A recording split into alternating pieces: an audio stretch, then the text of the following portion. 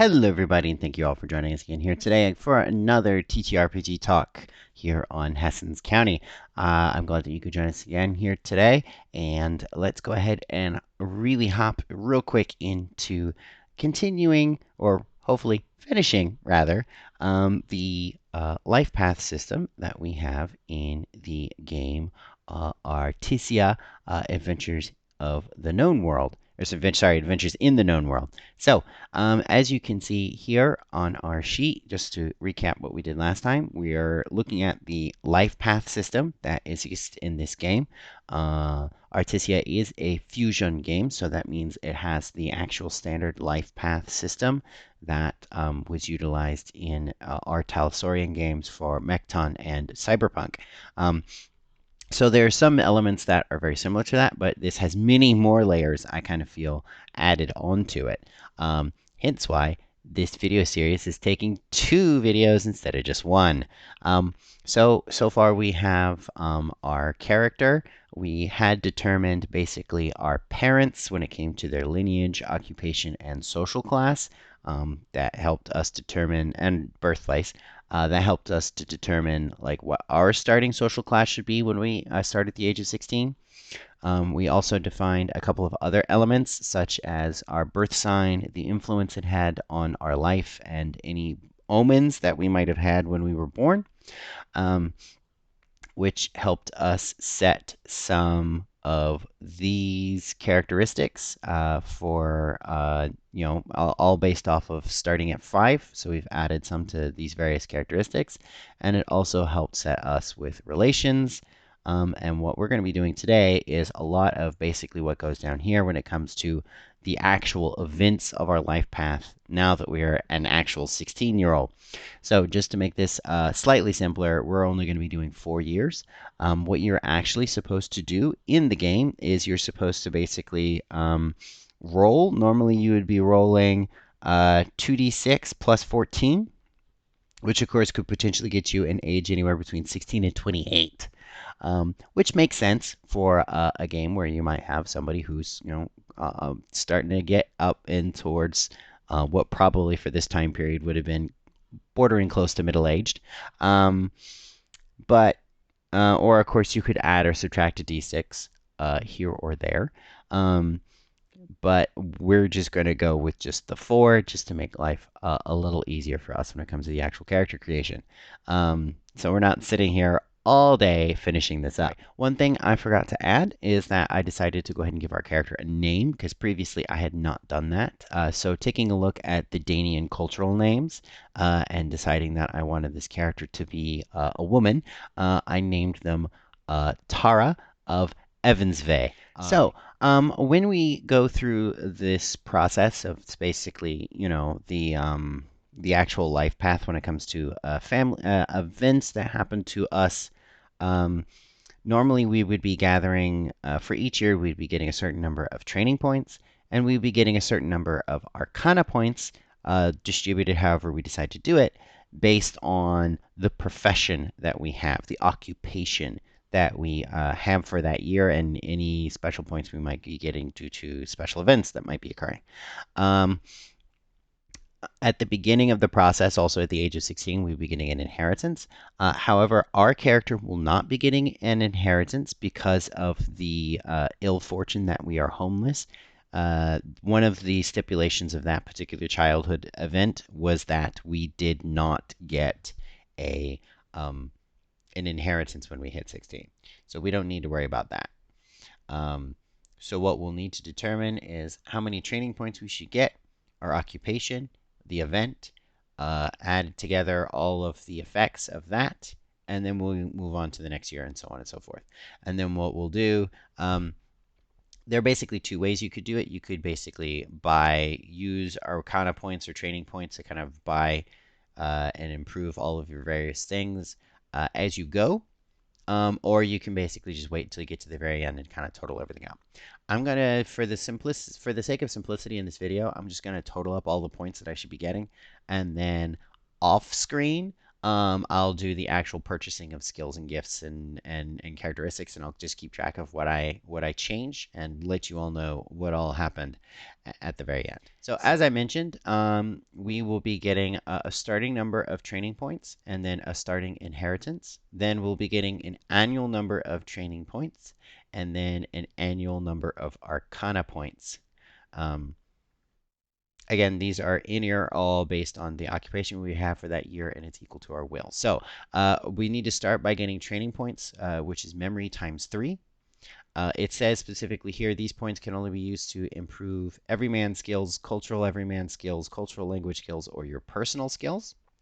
Our character, oh, sorry, I accidentally messed that up. There we go. All right. Our character's memory is only 5. So we get 15 starting points.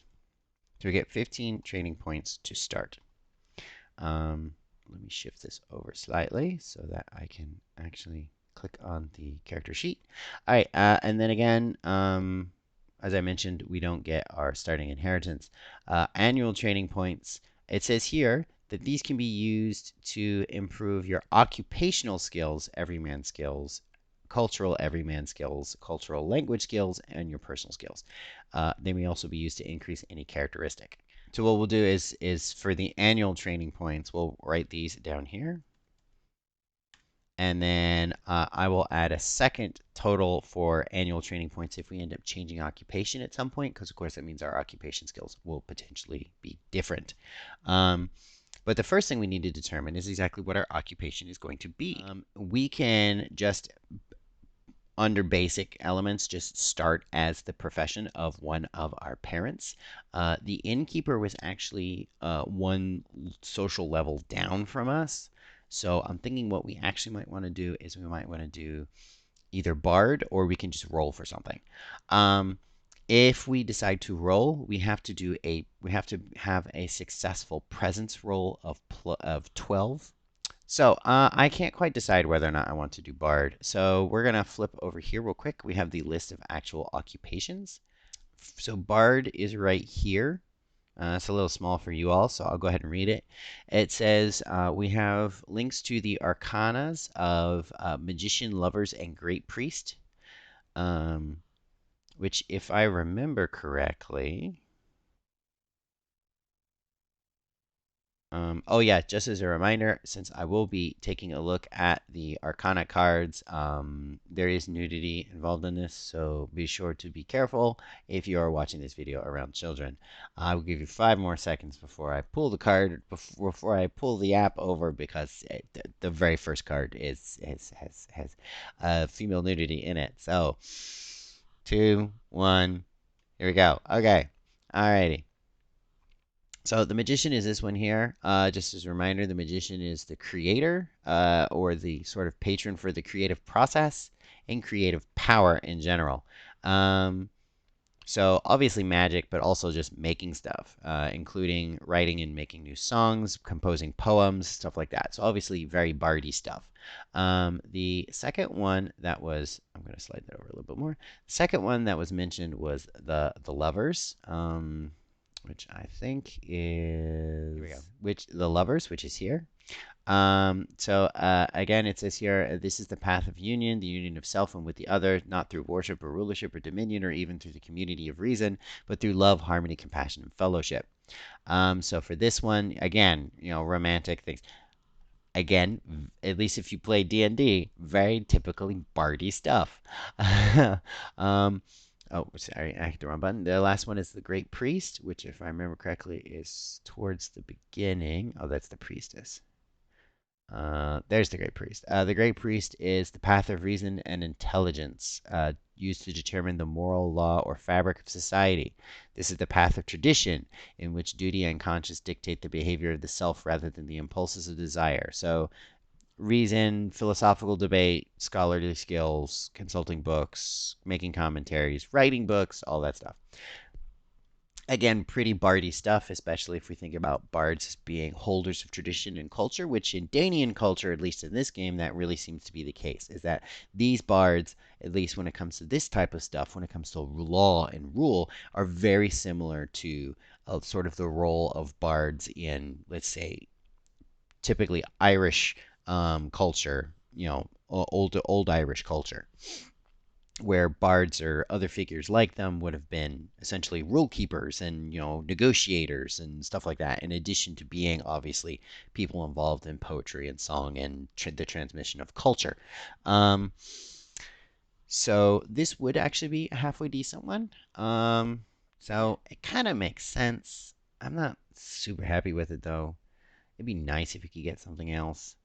So I guess we can go ahead and try and do a presence roll just to see if we can, try to get something else. This is going to be a standard characteristic test.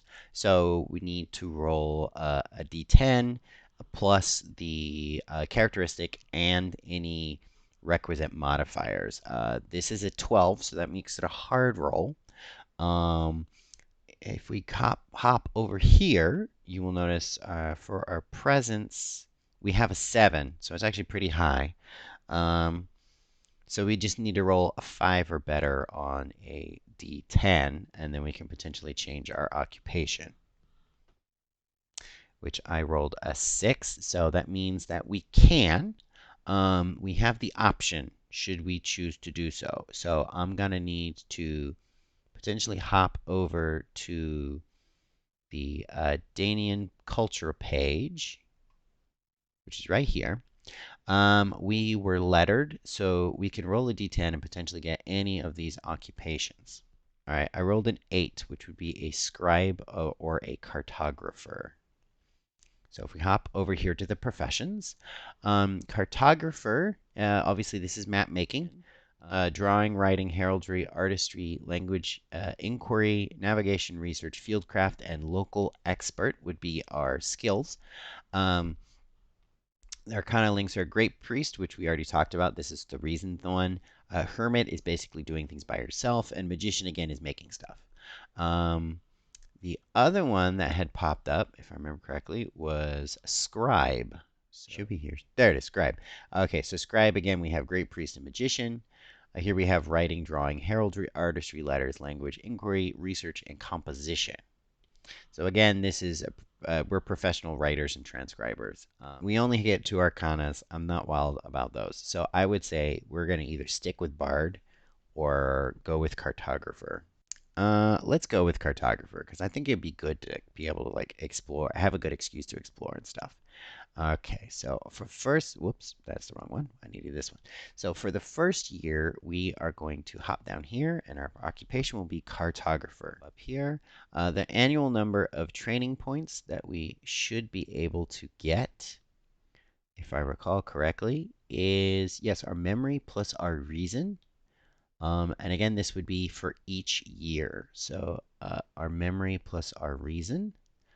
Our memory is 5, our reason is 5, so we're getting 10 points every year for our training points for our profession.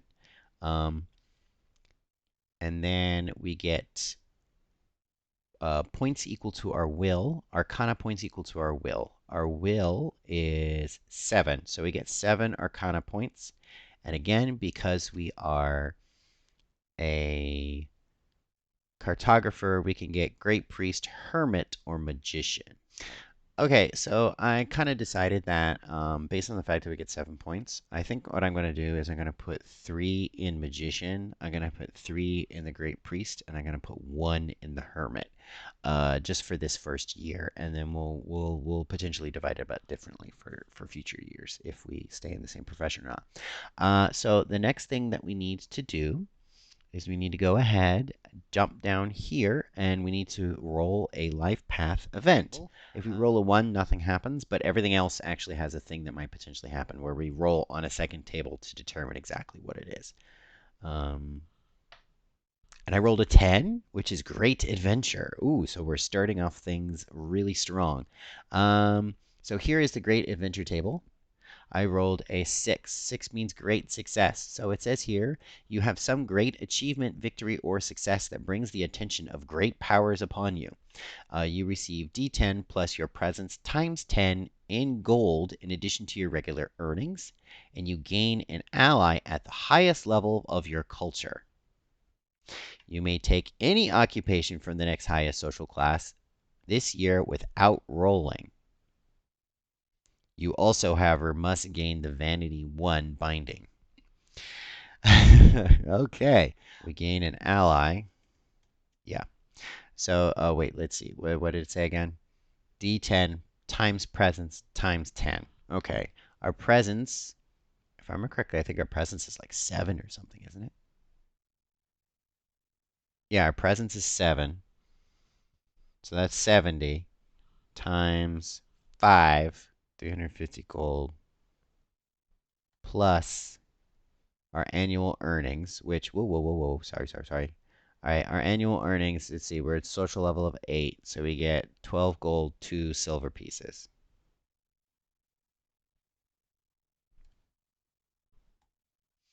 Okay, all right, and what I'll do is I'll say we were a cartographer for this year, but next year we get to choose our occupation instead of this year, like what it actually described, because that doesn't actually make a whole lot of sense.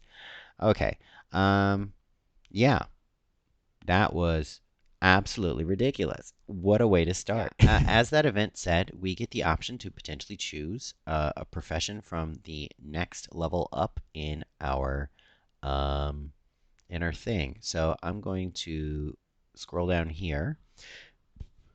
That would make us a noble. So I'm going to upgrade our social class because we can't be a noble at social class 8. We have to be 9 or better. So I'm going to upgrade us to a 9. Um, And we can choose. We're either a guard, a herald, a knight, a lady, a lord, or a seneschal. I'm interested in the herald. I'm trying to remember what the herald can do. Um, it says right here, the herald. Their arcanas are great priest and the emperor. Their trained skills are oratory, inquiry, heraldry, campaigning, which is basically like being able to manage things when you're like on the road and stuff like that. Composition, writing and letters, language and research. Let's see, what was that? Obviously, we had guard. I'm not really interested in that.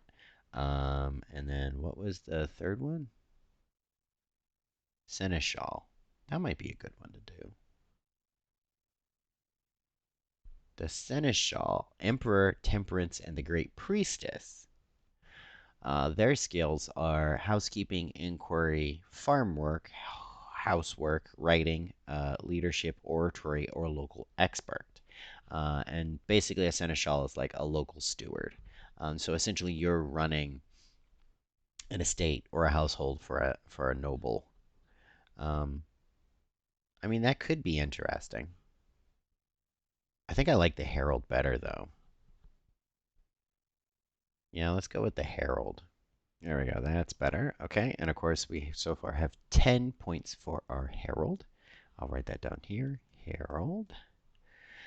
Um, Because we are now a social level of 9, we actually get 27 gold and 6 silver pieces per year. Yeah, we get our will, so we get 7. Hopping back over, whoops, wrong page. Hopping back over here real quick. Just as a reminder, let's see, Herald is Emperor and Great Priest. So we'll take a look at those cards real quick, just so that we know exactly what they are talking about. Great Priest we already did. This is, logic and reason and, negotiation, consulting, the books, stuff like that. Duties to society. The Emperor is the path of power and dominion. While the Empress rules by persuasion and seduction of splendor, the Emperor rules by the force of mastery, domination, and subjugation.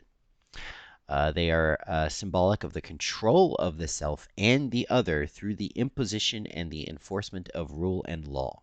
And then, as I mentioned, the other one was the Great Priest, which we already have some in and would be very useful. So I'm going to go ahead and just put, uh, since we already have some in the Great Priest, I'm just going to put 3 in the Great Priest, which means we have 6 there.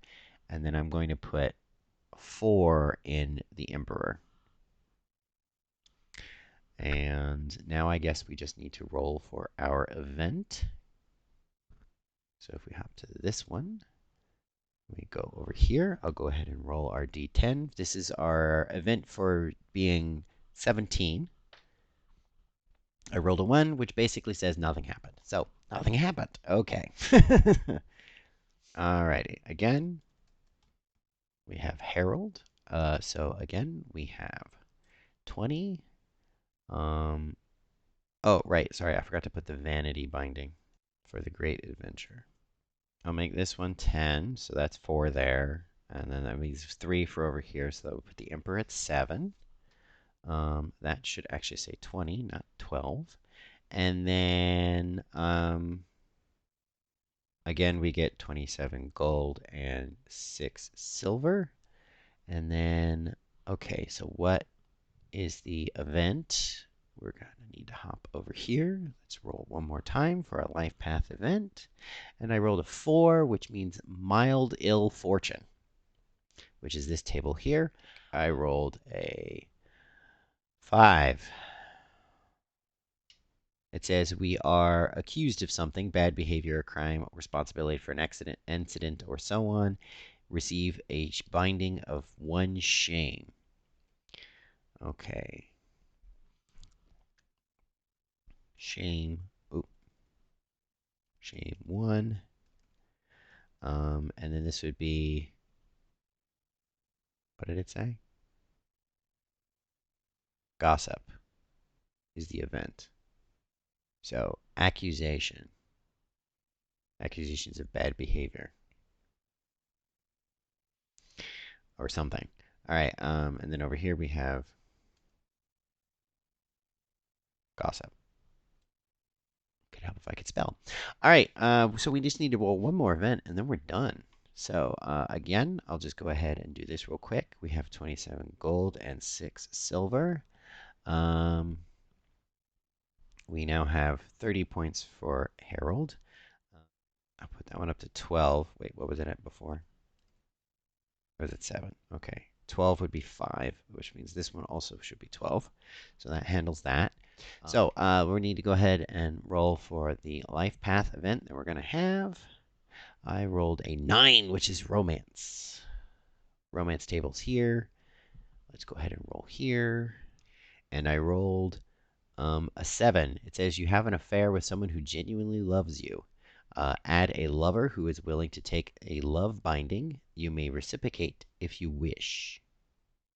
So one thing that's important to note here is that loved just means that we find someone who loves us. It does not necessarily mean we find someone who we love back, although I'm going to go ahead and have our character love them back.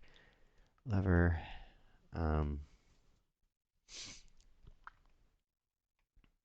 And then love binding. So like what level should this be at?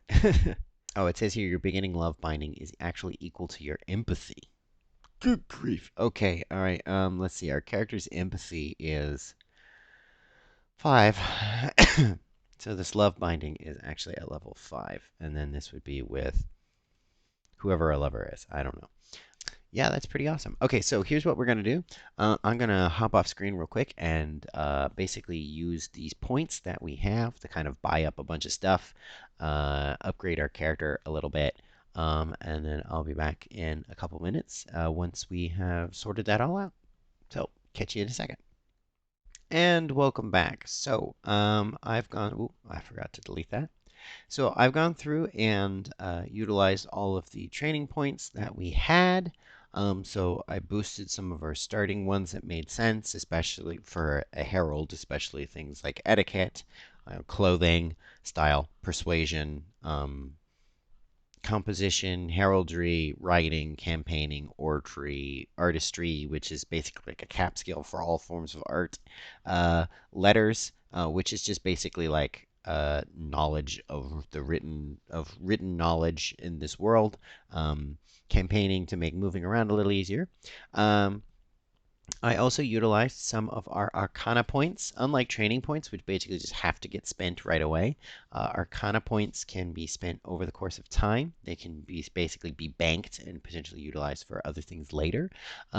So I didn't actually spend any of our Emperor points because I want to save them for something potentially later. The Great Priest points, I spent 9 points of that in order to give us Glorious Voice 2. which glorious voice this is one of the gifts that you can trigger to gain you certain voices, bonuses.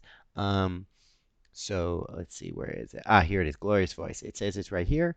It says your voice bears the mark of the divine. When this gift is active, you may add your gift level to all verbal, social, or performance skill tests, and all of those who hear you must successfully overcome your presence roll and gift level with a wisdom roll or gain the awe binding equal to your gift level.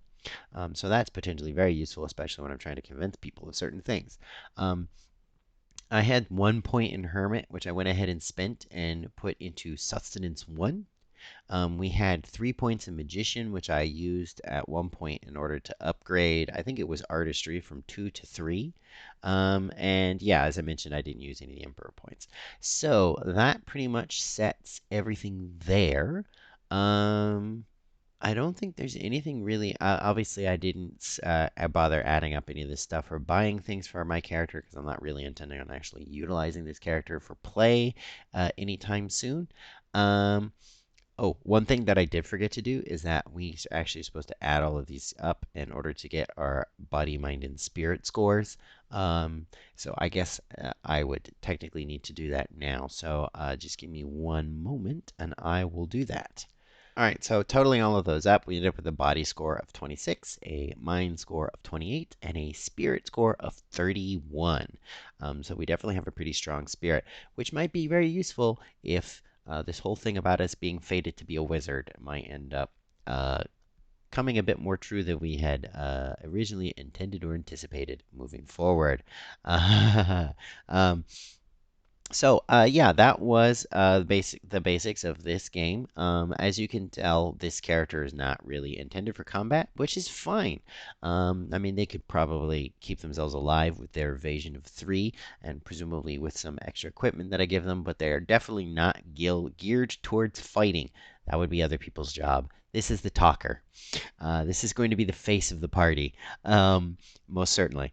So yeah, that's the basics of sort of like the life path system and how all of that works. And that pretty much touches on most of the mechanics of this game, at least up to like armor and equipment and weapons and how all that works, and obviously magic, because our character is not magic, and that's why we didn't touch that.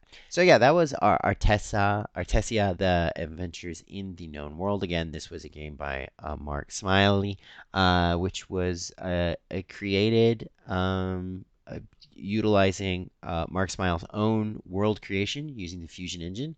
Um, Again, it's not necessarily a game that I would recommend as a must play, but it is definitely a must look if you can manage to get a hold of it. It's not only for the art and the inspiring world design, but also for certain elements of the game mechanics, like, for example, this life path system, which is very good and has been influential on my own creation career. So, thank you all for joining us again here today.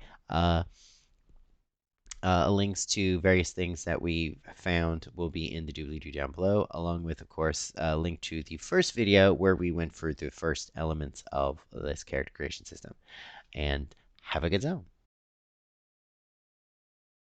If you would like to show your support for this channel or for the Hessens County blog, in the description down below you will find links to the channel coffee and also the itch store. Please feel free to take a look, and thank you for your support.